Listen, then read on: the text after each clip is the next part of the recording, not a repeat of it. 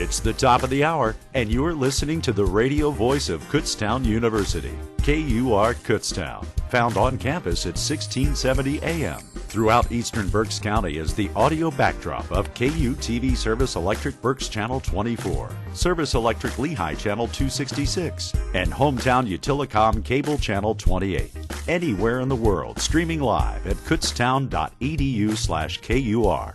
On your smartphone by downloading an app like TuneIn, and on any phone, cell, or landline simply by dialing 610-465-7860. We are the radio voice of Kutztown.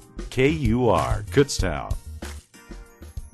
KUR can also be heard in select campus buildings like the MSU, Rickenbach, Stratton, Rec Center, and Keystone at 88.3 FM. Nominated for and a finalist in the Intercollegiate Broadcasting Systems Award for Best Newscast in 2013. Your news leader in northeastern Berks County, KUR Kutztown.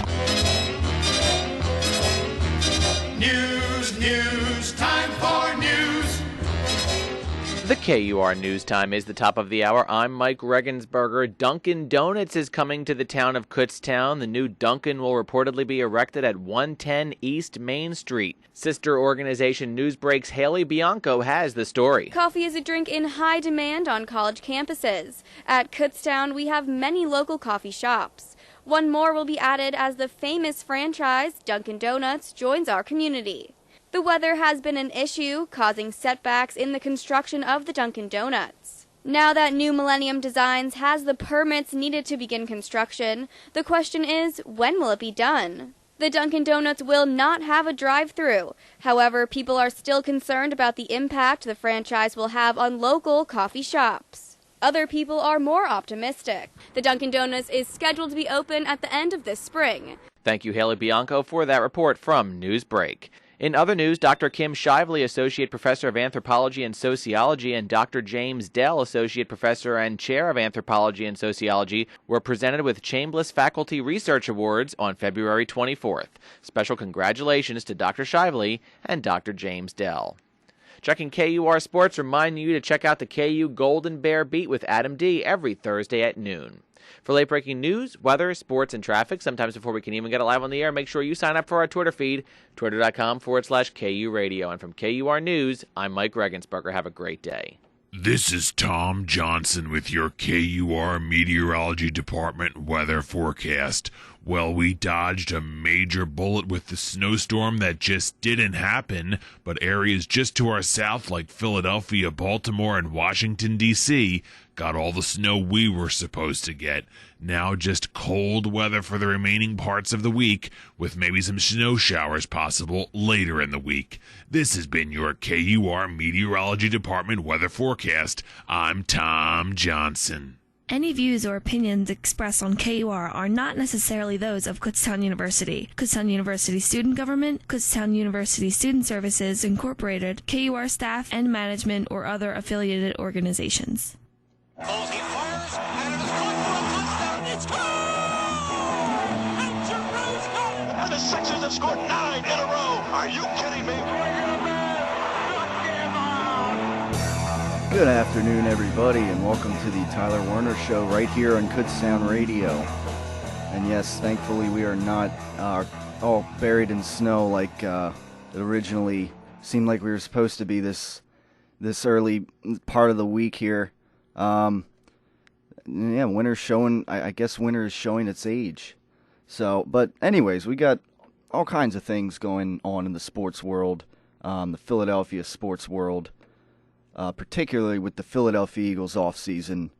Last week, hinted at, some possible moves that the Eagles were going to make, some possible re-signings, who's going to stay, who's going to go, particularly with the wide receiving core of the Philadelphia Eagles has been definitely the probably the most intriguing topic of conversation as of late.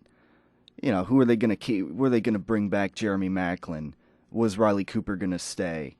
Etc. And, last week we were talking, of course, one of the topics of the day were Jeremy Maclin or Riley Cooper. Which one do you keep? Most people speculated that they were going to keep one or the other.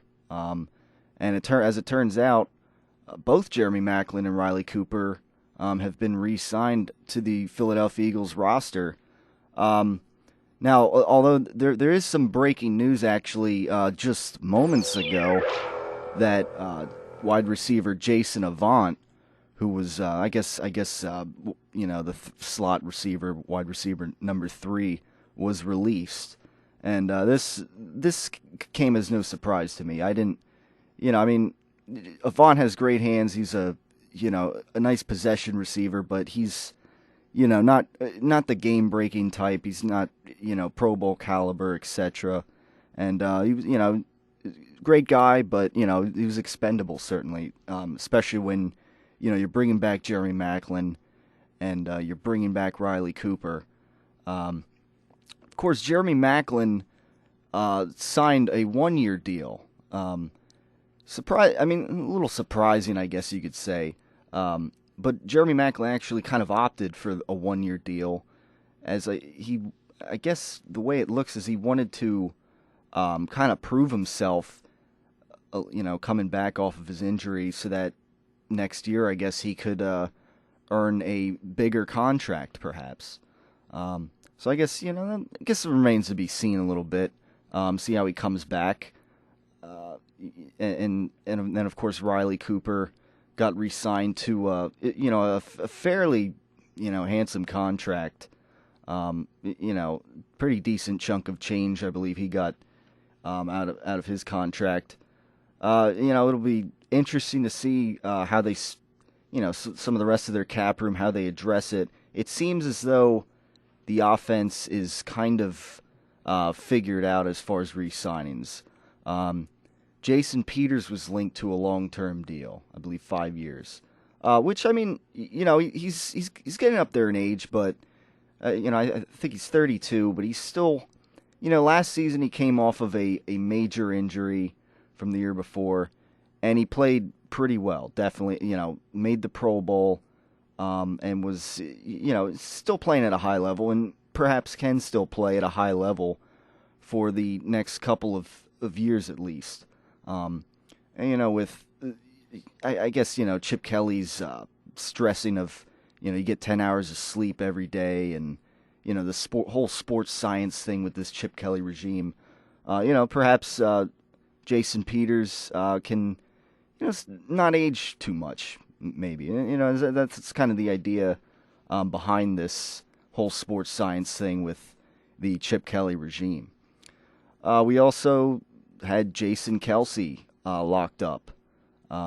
Center, obviously, basically, it seems as though, we're bringing back almost the entire offensive line from last year, which was, definitely played well and remained very healthy, fortunately. So, that's, for the most part, it seems like we're bringing everybody back that we would have expected them to bring back. Although, of course, Jeremy Maclin and Riley Cooper, many speculated it would be one or the other, but it turns out it's going to be both of them. Now, where this kind of makes things interesting now is that there is much speculation that Deshaun Jackson does not quite fit in with the locker room mentality with Chip Kelly or whatever, the locker room environment. This right now, to me, this is just hearsay, speculation, and rumors. I don't, nobody's really addressed this, but it's just apparently that there's word in the locker room that, he doesn't quite fit in with the locker room environment, I guess, whatever that means. But certainly, the fact that they brought back Jeremy Maclin and Riley Cooper makes things a little interesting. Some people speculate, maybe they're going to trade him. I don't know. Personally, I don't, next year should be a good season, and I think as you're rebuilding, it's important to have a nice, a great threat at wide receiver, a dynamic threat like Deshaun Jackson. Unless they're going to get the next, big wide receiver who's going to be a game breaker as well. Jeremy Maclin's a good receiver. He's a consistent receiver. He's reliable. But he's not quite the game-breaking type like Deshaun Jackson, as is Riley Cooper. I mean, Riley Cooper had some big catches this year, but he's not quite the game breaker that Deshaun Jackson is. And if Deshaun Jackson is not brought back or he's traded or whatever, hopefully the Eagles can maybe draft a game-breaking wide receiver or find one if they want to, continue to improve on offense. And again, I mean, certainly it helps that Jeremy Maclin will be back. And then, they got Zach Ertz as a tight end who, went through some growing pains this past season. But nevertheless, he should definitely make some noise this season. I mean, it's so they still got pieces, but Deshaun Jackson is definitely like their game breaker receiver. That if they lose or they trade or whatever, then they might want to find a replacement. Definitely either in the draft or whatever, I guess. But nevertheless, that's where we're at right now. So. As far as Philadelphia Eagles off-season free agent signings goes, again, not much with the defense thus far. Still kind of waiting to hear what they're going to do on defense, and I mean, if Deshaun Jackson is back and they kind of, everything's kind of settled on offense, they don't really need to replace anybody, then definitely, I mean. The draft is really there, theirs to improve on defense. Obviously they got a couple safeties that could fall in their lap with their first pick. There's, I mean, see who I guess you can get in free agency. Some people are looking at Jarius Byrd from the Buffalo Bills, who is most likely strong safety, not going to be re-signed, apparently, from what I've heard. So I mean, that's a possibility. It's safety that they could replace. So wait and see what they do as we continue to move through the off season, the free agency period, the month of March, and of course there's also the speculation going around that the New York Jets are very interested in Michael Vick. Michael Vick made it clear a few weeks ago that he wants to go somewhere where he can start right away and etc. And perhaps the Jets he could do that. I mean, Rex Ryan may still have him compete with Geno Smith if he were to go to the Jets. But Michael Vick might have the edge over Geno Smith as Geno Smith occurs. So, be interested to see what happens with Michael Vick. Obviously, best of luck to him. No hard feelings. He goes, he signs with another team. He wants to start while he has time left in the NFL. And, I can't totally blame him for that. As here in Philadelphia, we move forward with Nick Foles as our franchise quarterback. Most likely. That is if, unless this whole Johnny Manziel thing with the Eagles looking at Johnny Manziel at the scouting combine, unless something comes out of that. Again, that was mentioned last week.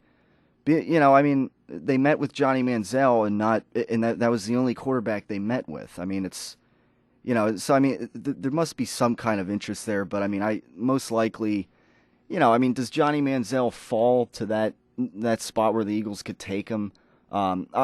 Personally, I'm not a Johnny Manziel fan. I'm not, I think, he's got speed. He ran the fourth fastest 40 time amongst QBs in the scouting combine. I kind of don't care about that, but I think definitely he'd have some development to do in the NFL as a pocket passer, as he has the tendency to be a little reckless. So I mean, again, Chip Kelly likes the threat of a quarterback to be able to run the ball. The whole read option offense thing, and with Nick Foles, you can't really do that. But nevertheless, I think it's pretty obvious Foles played himself in the starting job, at least for this upcoming season. Foles plays well enough, leads the team well enough. He gets, and he gets a franchise quarterback kind of deal next year, and they move forward with him as the franchise quarterback. I think that's, kind of the way we're all looking at it here. But, again, this whole speculation with Johnny Manziel and everything, to me, it kind of goes back to, like Chip Kelly. I mean, you can, talk to us a little bit here. I mean, again, Howie Roseman kind of taking that job as Chip Kelly, remains consistent in declining to speak during the scouting combine and address, I guess, what they're doing, who they're looking at, and etc. But nevertheless, we roll on with Howie Roseman being the messenger for us, if you will. Of course, this past weekend now, shifting gears a little bit, more, another area of conversation for today's show that you can get in on at 610-683-4859, or post to the discussion post at facebook.com/Tyler Werner Show. Allen Iverson had his number 3 retired this past Saturday at the Sixers game. Obviously huge impact here in the city of Philadelphia during his decade of success here in the, I guess if you want to call it success. I mean, they had that one season when they went to the NBA Finals, and Iverson led the team. But obviously left a little something to be desired. Ultimately, no championship, but nevertheless, this city remembers Allen Iverson as one of the greats, and he had his number retired up there with Dr. J, Jerry's Bird, or no, not Jerry's Bird. I'm sorry, getting confused here with my names. But anyhow, Allen Iverson having his number retired with several other Sixer greats, and obviously you're open to share some of your favorite moments, favorite Allen Iverson moments. We'll play a couple audio clips throughout the show, I think, of some great moments. It's like a nice little exercise. It's one thing to see, to turn on SportsCenter or something and watch the highlight, but to kind of like listen to just audio of it and kind of just picture it in your head. I think is also an interesting, little exercise, I think, when reflecting upon a guy like Allen Iverson, who had a huge impact as a Sixer during his heyday here. So here's a moment, one of Allen Iverson's great moments, where he steps over Tyronn Lue in the 2001 NBA Finals series against the Los Angeles Lakers. Let's take a little listen. Fighting back. 7 unanswered for the 76ers. Iverson, bothered by Lue. Iverson. How about that? Steps over Tyronn Lue. Save his team a 2-point.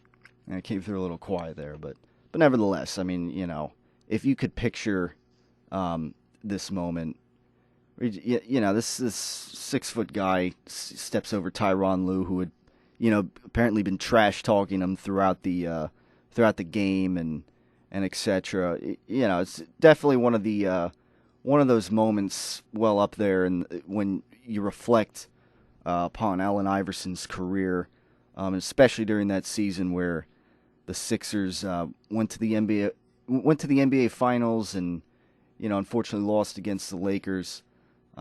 Nevertheless, it remains one of Allen Iverson's finest hours, if you will. And of course, last Thursday night, the Flyers returned to action from the Olympic break.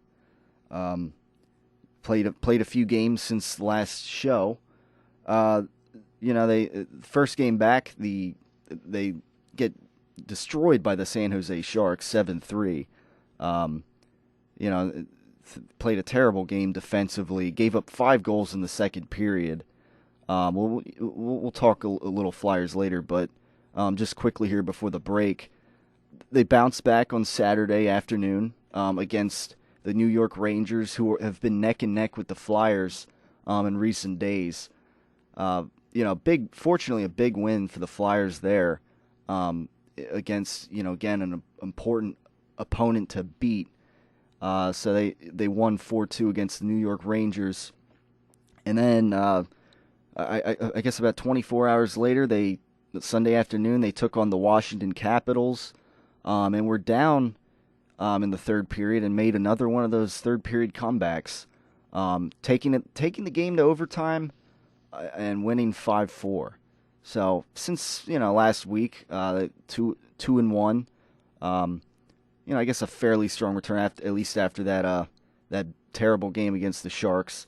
We'll talk about that a little more later in the show as the Flyers continue to push for the playoffs. 610-683-4859. It's the Tyler Werner Show right here in Kutztown Radio. It's Telescopic Topics, a look into the world above us. Hi, my name is Crystal Cassiano. To most Americans, the possibility of human life continuing on another planet seems out of this world. The planet that has been said to be most likely able to sustain human life is Mars, because it is the planet that is most like the Earth. The National Air and Space Administration, better known as NASA, has launched a project called the Mars Science Laboratory. On November 26th of 2011, they launched their third rover, which is named Rover Curiosity, to a part of Mars called the Gale Crater. The rover had a long journey, but finally landed on August 6, 2012. The Rover Curiosity is one of the largest rovers sent out to any planet. It is about the size of a car.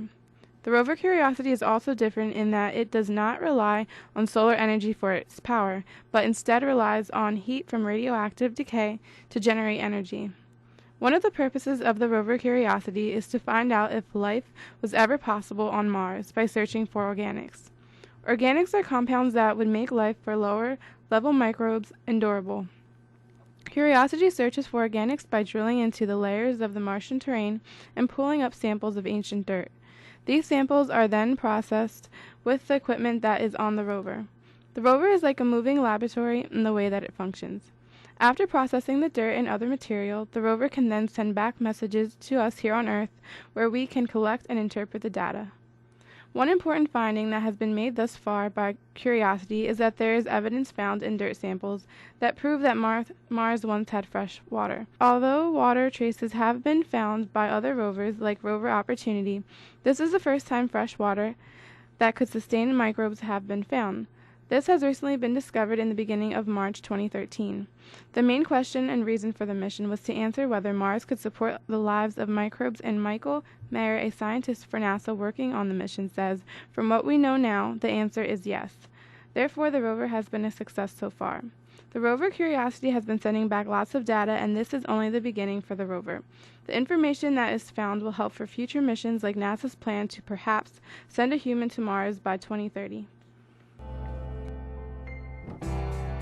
Telescopic Topics, a look into the world above us. Stay tuned to KUR for more telescopic topics, and for more information, or to hear this segment again, click on the Telescopic Topics icon on the KUR website at www.kutztown.edu/KUR. Telescopic Topics is a production of the KU Physical Sciences Department and is recorded by KU astronomy students in the studios of KUR. Thank you for listening, and we'll see you next time.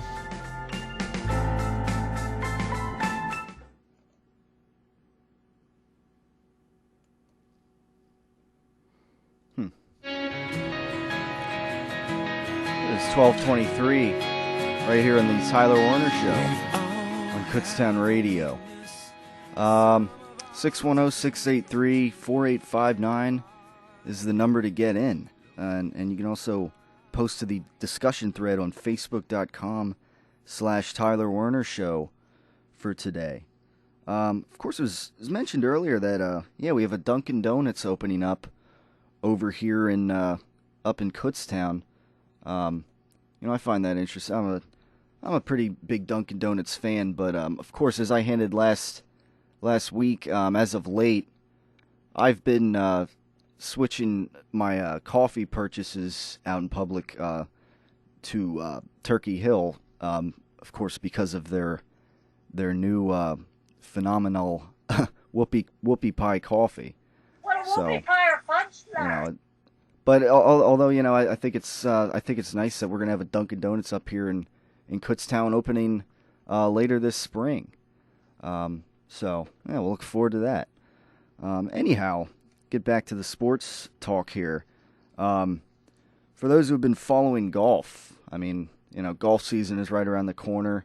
I know it's not necessarily Philadelphia related, but nevertheless, I mean, there are golf fans out there. It's a nice thing to watch on a, relax on a spring or summer Saturday afternoon or whatnot.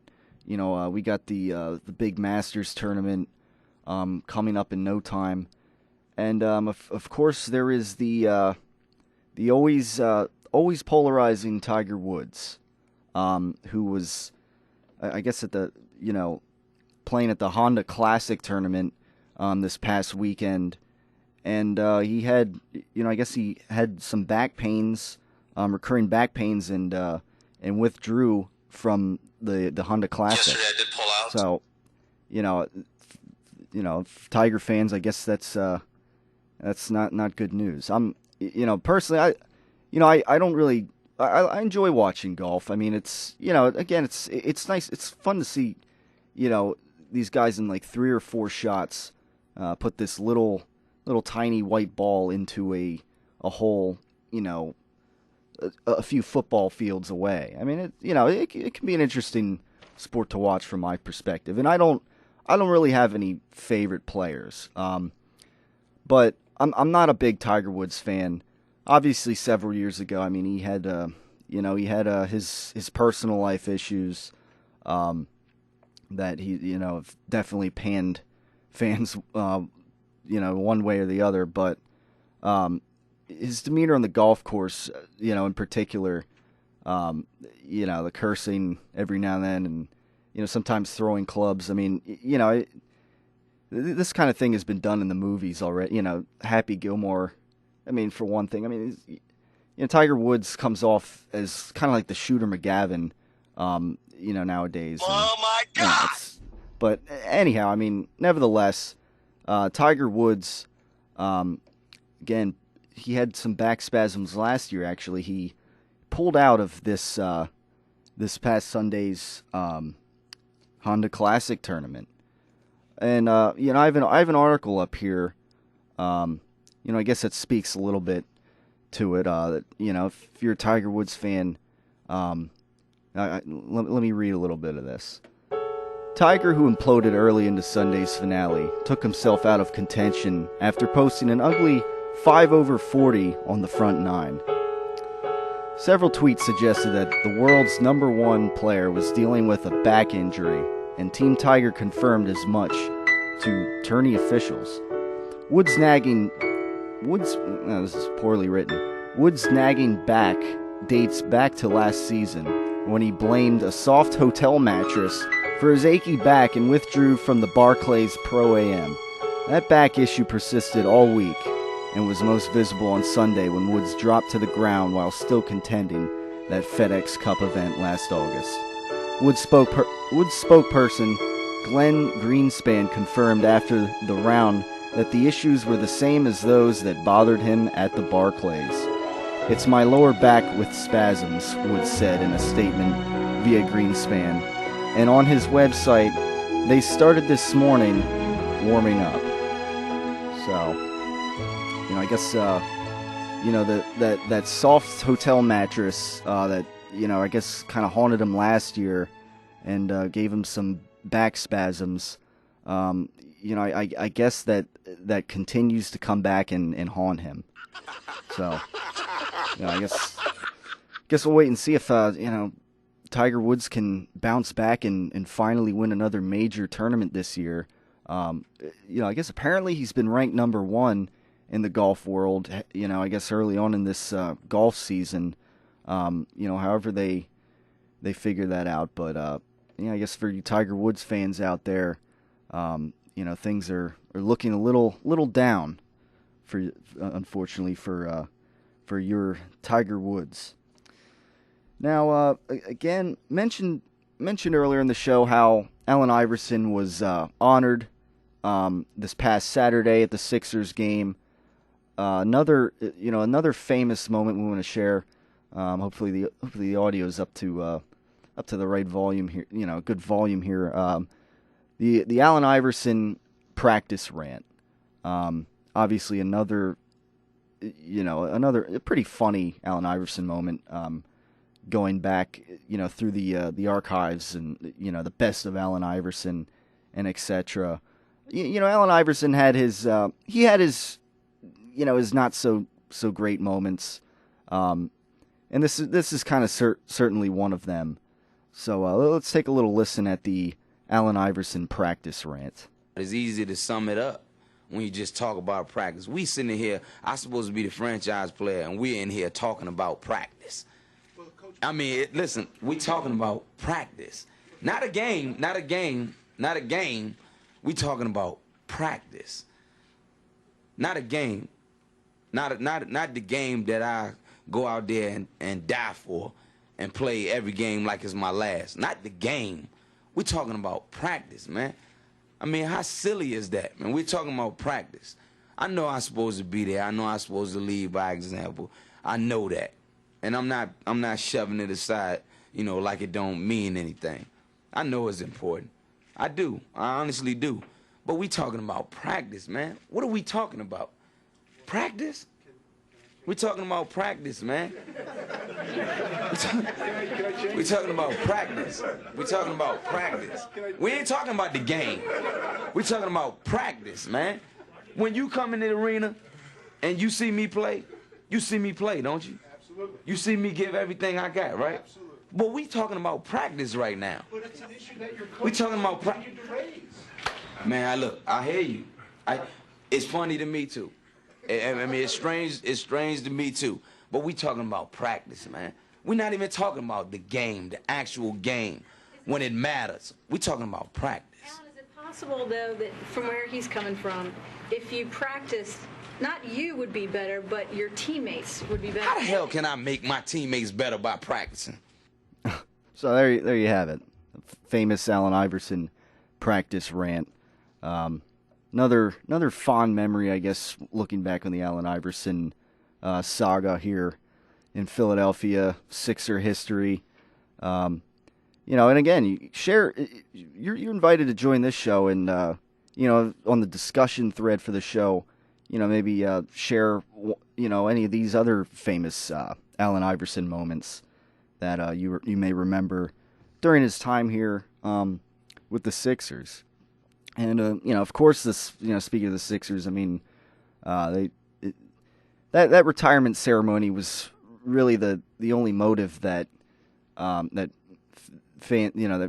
was able to fill up the building at the Wells Fargo Center this past Saturday.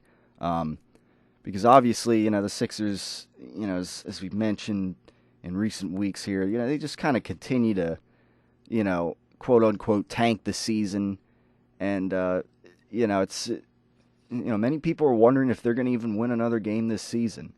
Brett Brown, coach of the Sixers, was asked about it, and he said, I don't know. I mean, I asked the players or something like that last week. So, clearly they're in full on tank mode, and it's, as we move forward here, we just continue to, I guess, see if the Sixers will end up worse than the Milwaukee Bucks at the end of the season. See if they end up losing more games than them, and have the best chance at getting the number one pick in this upcoming year's NBA draft. So, we're just continuing to, watch loss after loss for the Sixers as we move into the spring here. Luckily, this winter's been brutal, obviously. Now more NFL news, I guess Peyton Manning, of course, had his famous, well, not famous, but well-anticipated neck exam yesterday, or the announcement, the test results, and the doctor, I guess, has cleared him to play for the if he wants to, for the 2014 season. And by the looks of it, he said most likely he will return and play, and I would think that he will as well. I don't think he wants to end his career on such a low note that was the Super Bowl a month ago. That Seahawks absolutely shutting down Peyton Manning and destroying the Denver Broncos. I think Peyton Manning will be back next season. Broncos might lose Eric Decker to another team or whatnot, but for the most part, he's still going to have the same weapons and, explosive offense. And, it'll be interesting to see, if Peyton Manning's back with a vengeance next year. See if Peyton Manning can perhaps, get another crack at a Super Bowl title next season. But, that remains to be seen, I guess. But most likely, it sounds like he's going to make his return to the Denver Broncos next season. And of course, another guy, who is trying to make a return to the NFL is, yes, Terrell Owens, who I believe is now in his 40s. He still wants to play in the NFL. But by the looks of it, nobody has really shown interest, from what I understand. I most likely I don't think we're going to be seeing Terrell Owens back in the NFL this year. Unfair. Yeah. But he's up there in age, and 2 years ago, I guess you could call it. He was with the Seahawks in training camp and during the preseason, but they ended up letting him go. They ended up cutting him because he was dropping balls and whatnot. So probably unfortunately this is probably the end of T.O.'s career. He might have as good of a chance coming back as Tony Romo leading the Dallas Cowboys above an 8-8 record next season. It's my team. It's my quarterback. But nevertheless, that's the way most likely it's looking with the Eagles now rolling in this NFC East division, while the Cowboys are essentially pretty much bringing back everybody of the coaching staff that they've had and the core, Tony Romo at quarterback, and so yeah, we'll see if the Cowboys can continue to go 8-8 each season while the Eagles move forward here. Again, mentioned earlier in the show, or in case you're tuning in now, Jason Avant was released moments ago. Not very surprising to me, and probably most people out there. Good possession receiver, but again, you got Riley Cooper and Jeremy Maclin come back. Deshaun Jackson, things are a little up in the air right now with Deshaun Jackson. I guess apparently he doesn't fit in with the locker room concept of Chip Kelly. Those are the rumors that are floating around right now, and it'll be interesting to see who they draft, especially with that first pick, whether or not they draft a safety, which to me would definitely be a good route to go, because they definitely need, they could definitely use some better players on defense, and safety is probably their biggest position of need on that side of the football. So we'll see as we move through the free agency period now. See if they start addressing defense. See who they sign, and etc. And share your thoughts on this show. Facebook.com/Tyler Werner Show, or if you want, 610-683-4859. It is the Tyler Werner Show, and it's right here on Kutztown Radio. The image of drinking is parties, good times, and being cool. Mr. Smith, this is Kutztown Area Hospital. But the reality is, car crashes, missed classes, broken promises, and gripping addiction. Know the facts. They're sobering. This message was brought to you by the Kutztown Health Ambassadors. Hi, hon. I thought you were coming home early. Yeah. What's the matter? What happened? And I realized today just how much I really love you. What do you mean? I almost got killed today. Oh, my God. I was rushing home to catch the game. There was a train coming. I thought I could beat it. Oh, Billy. I was just about to go around the gate. Something made me slam on the brakes. Oh, thank God. Coffee went everywhere. I'm so glad you're all right. Wasn't worth the risk. Never see you again. Never smell your hair. I don't even say that. Never see you walk. I love you. I'm sorry. It takes a mile for a train to stop. Don't try to beat a train, or someone you love will get hurt. Look, listen, and live. This message brought to you by Operation Lifesaver and this station. It's hard for me to talk about, but I remember I was late for work and I was speeding. Then I saw the car and I hit the car, and at that point I just remember everything in slow motion, the car wrapping around me. And I kept thinking to myself, this is it. I'm going to die. Instead, I'm in the hospital. I'm going home tomorrow. But the hardest part with all this is with Andy. He doesn't look me in the eye anymore. He just kind of pats me on the hand. He probably knows that I know that he's going to leave me, and I can see that in his face just as clearly as I can see what I've done to mine. Speeding gets you nowhere fast. A public service message brought to you by this station and the U.S. Department of Transportation.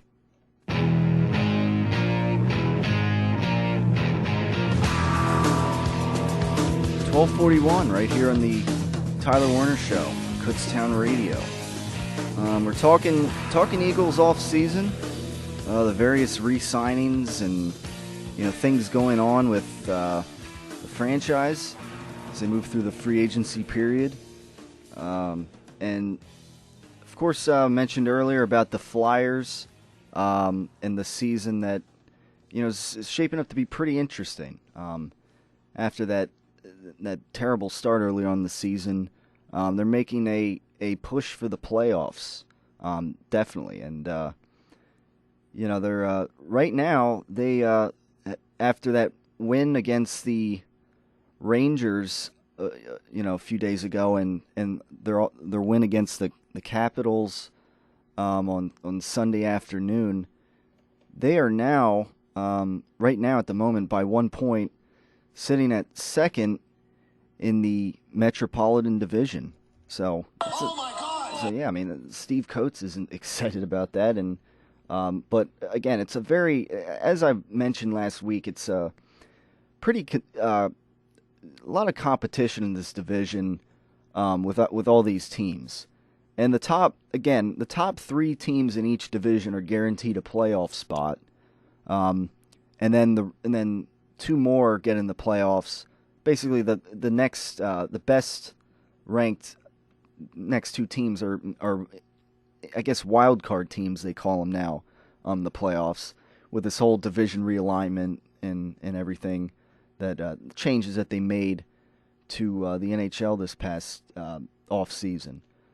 So now again, I mean, the Pittsburgh Penguins are almost guaranteed to win this division right now. They stand at 84 points, 14 above the second place Flyers, which is, I mean, I guess not only that, they've played 2 less games than the Flyers, so I mean, there's several wins ahead of the Flyers right now. I mean, so the Flyers would have to, the Penguins would have to lose a lot of games for the Flyers to make some kind of, give the Penguins some kind of run for their money for the division title.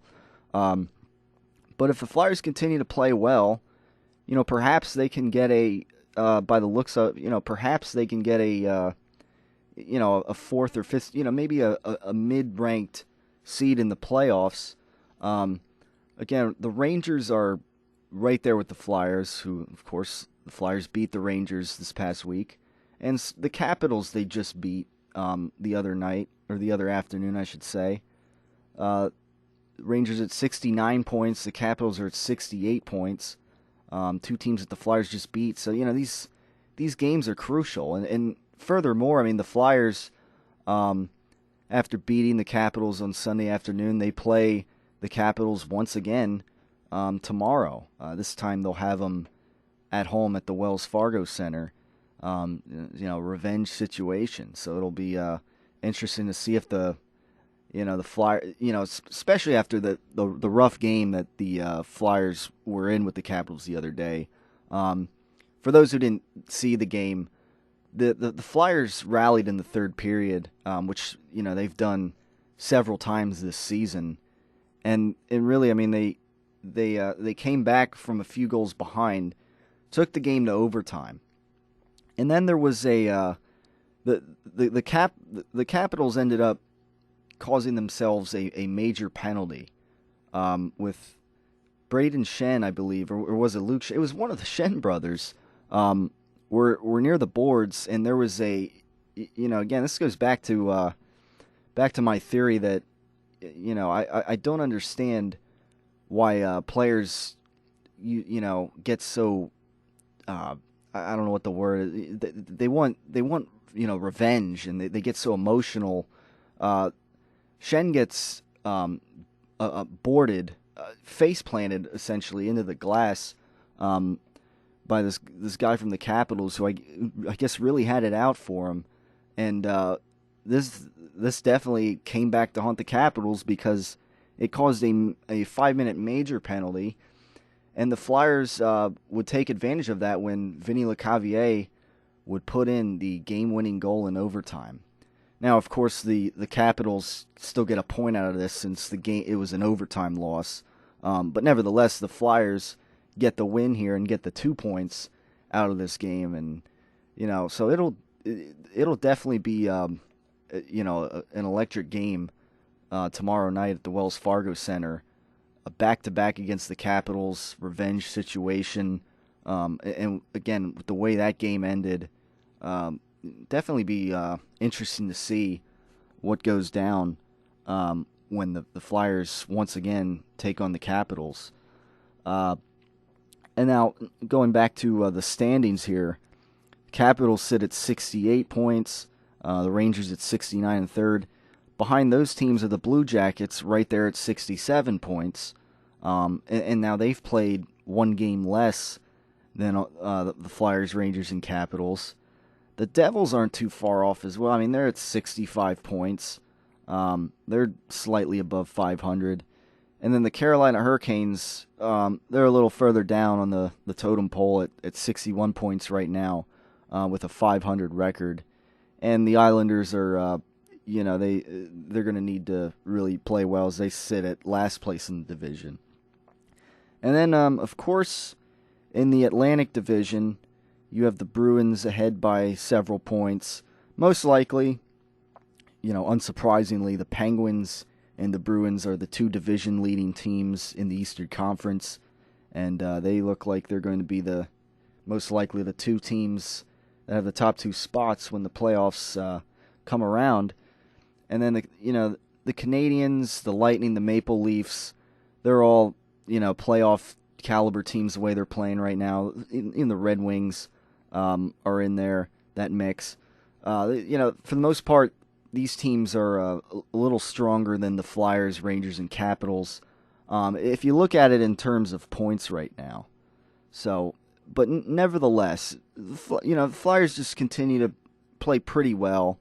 And they don't have too many games like they did when, they played San Jose last Thursday and just, got whooped 7-3. You know, the Flyers should be all right and get back in the playoffs, maybe at a 5th seed or somewhere in the middle like that. What they would maybe do in the first round remains to be seen, but I don't quite see them making a deep run in the playoffs.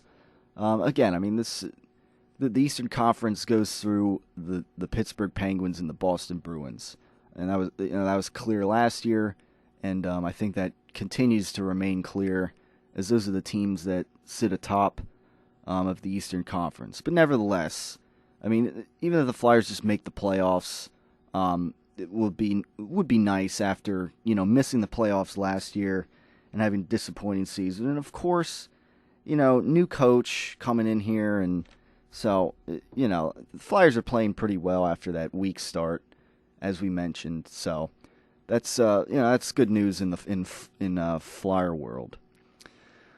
So moving on now, it's not often that we talk that we're going to bring up a professional wrestling story on here, but nevertheless, I think it's as we close down the program here, I think it's maybe something that'll lighten up your day if you're having a rough Tuesday on this cold afternoon. Again, not often that we're going to bring up a wrestling story on this program, but nevertheless, I think I have one that's kind of a humorous, ironic story.